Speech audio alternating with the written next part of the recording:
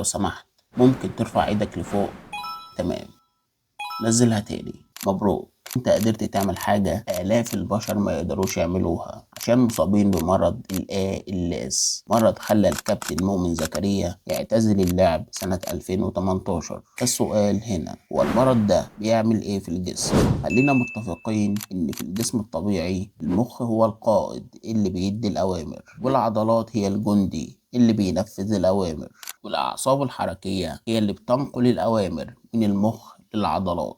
في مريض ال ALS الأعصاب الحركية بتتلف واحدة واحدة، فالأوامر ما بتوصلش. فمثلا المريض عاوز يتحرك، فالمخ يبعت أمر عن طريق الأعصاب الحركية للعضلات المسؤولة عن الحركة، لكن الأمر ده مش بيوصل لأن الأعصاب الحركية فيها تلف فمش شغالة.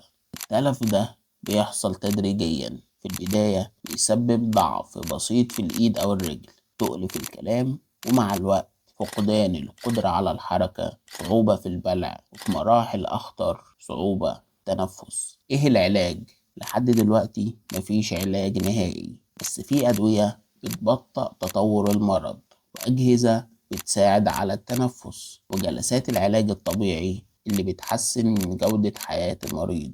وأخيرا الدعم النفسي، الدعم النفسي، الدعم النفسي. فالأبحاث مستمرة وإن شاء الله يوصلوا لعلاج. ربنا يشفي كل مريض ويشفيك يا كابتن مؤمن.